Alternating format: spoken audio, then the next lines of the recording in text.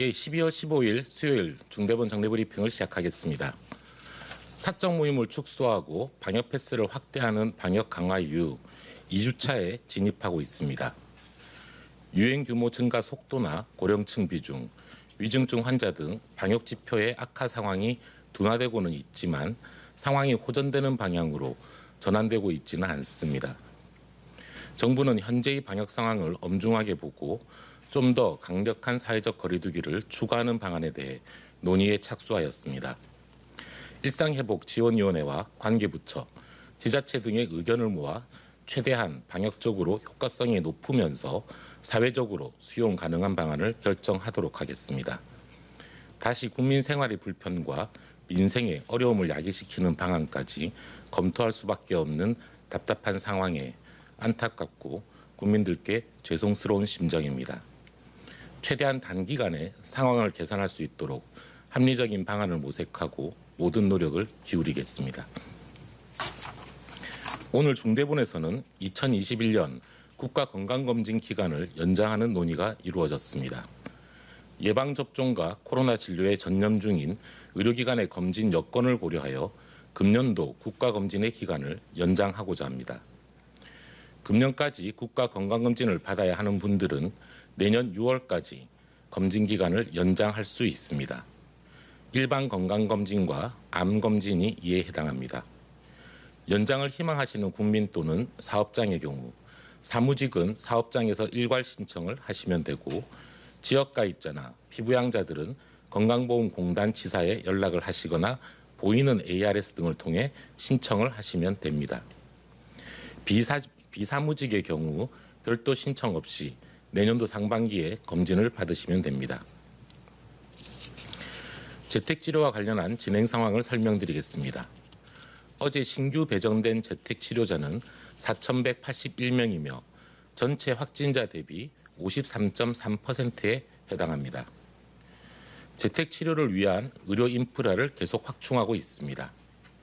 건강 모니터링을 담당하는 관리의료기관을 247개를 확보하였으며 증상이 있거나 재택치료자가 원하는 경우 대면 치료를 담당하는 단기 외래 진료센터도 현재 13개를 운영 중이며 앞으로 계속 확대해 나갈 예정입니다.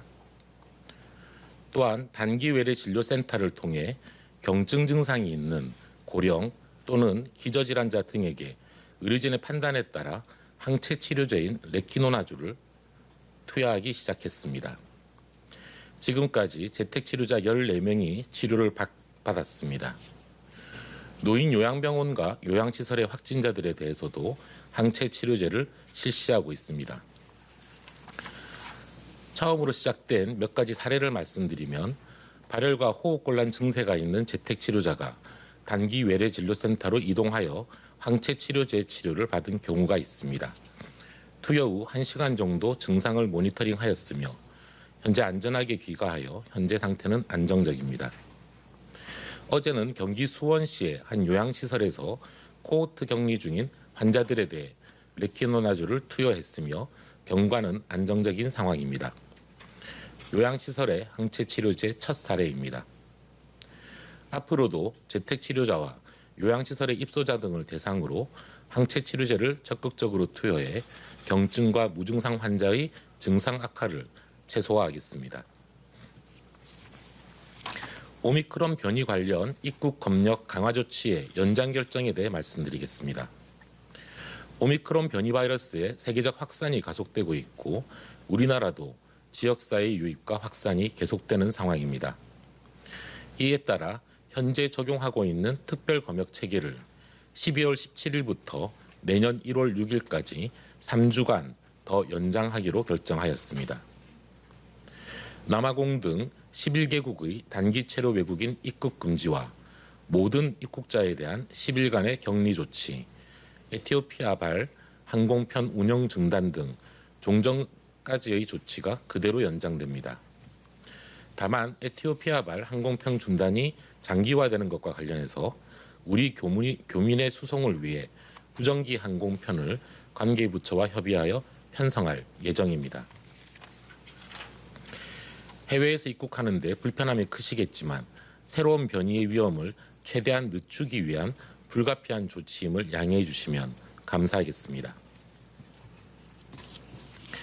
계속 반복해서 설명드리고 있지만 일상 회복 과정에서 가장 중요한 목표는 관리 가능한 위험 수준에서 코로나19 유행을 통제하는 것이며 특히 중증 환자와 사망자를 적정 수준 이하로 최소화하는 것이 가장 중요합니다.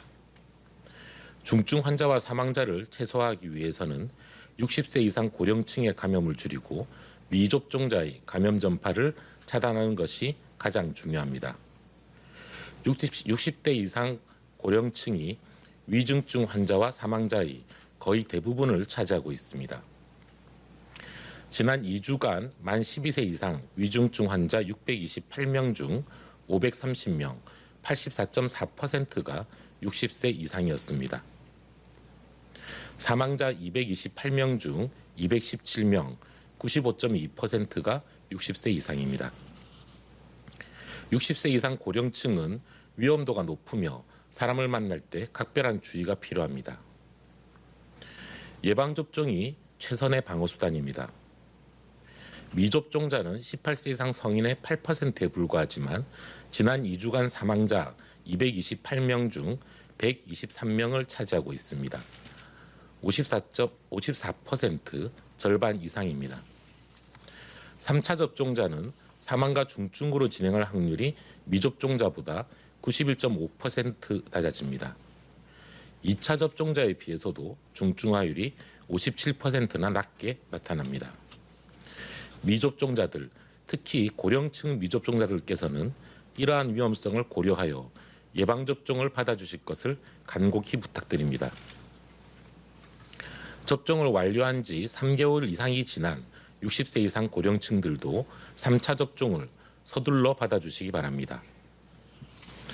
3차까지 접종을 완료하지 않은 60세 이상 고령층, 특히 미접종 고령층의 경우에는 당분간 모임이나 약속 등 일체의 외출을 자제하고 가족 간의 식사와 만남조차도 조심해 주실 것을 당부드립니다. 정부도 모든 총력을 다해 예방접종을 확대해 나가는 한편 의료 역량을 확충하는 노력을 기울이겠습니다. 감사합니다.